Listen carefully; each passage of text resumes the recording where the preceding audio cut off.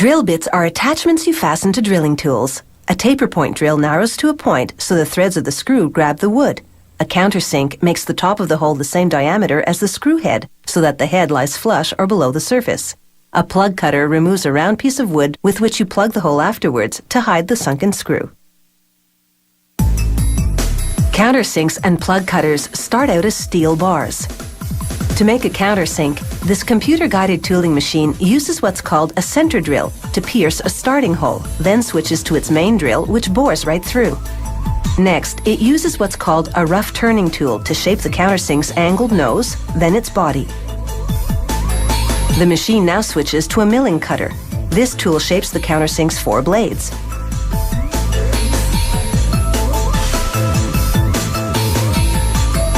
A cross-drilling tool bores a hole for the 2 screws that'll hold the countersink to the drill. A tap cuts threads into the hole. Next, a tool called a dovetail cutter sharpens the blades. Then finally, a cut-off blade removes the tool.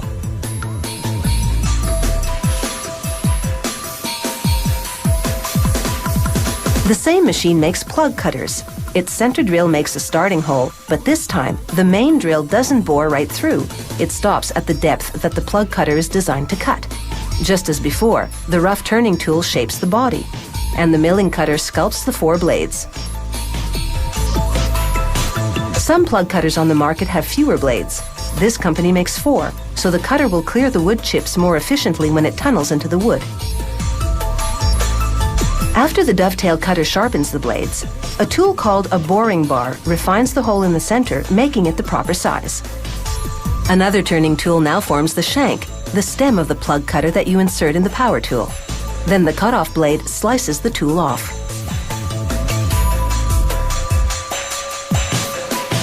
Now for some manual touch-ups. First, they grind the plug cutter against an abrasive wheel to remove excess metal from the cut-off. Then they do what's called side chipping, grinding the sides of each blade to a particular shape that'll clear the wood chips. Here's how the plug cutter looks before and after grinding off the excess, and before and after side chipping. And now for making the drills to which the countersinks attach. It all starts with a tapered piece of steel, because this will become a taper point drill. Straight drills begin with a straight piece. A mechanical arm inserts this drill blank, as it's called, into a computer-guided grinder. The machine has 2 wheels made of boron nitride granules, a natural material that's tough and abrasive.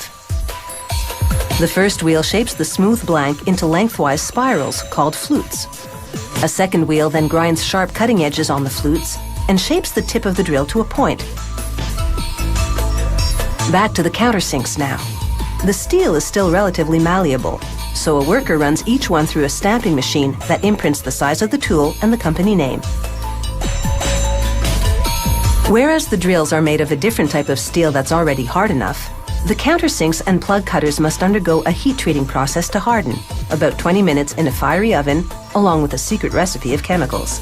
The intense heat, 955 degrees Celsius, transforms those chemicals into gases which then permeate and harden the steel.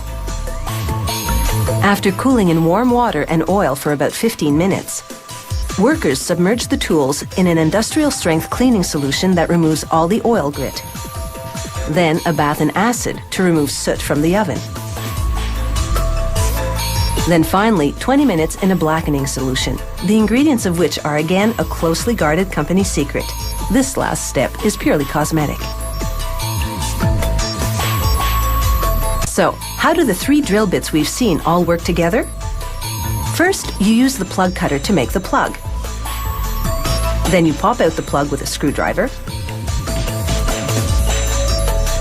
Next, mounting the countersink, that black tool, onto the taper point drill, you drill a hole for the screw.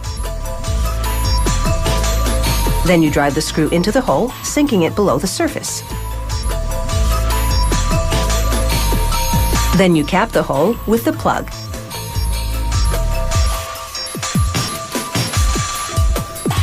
These tools come in an extensive range of sizes and grades for both amateur and professional woodworkers, and for industrial machines.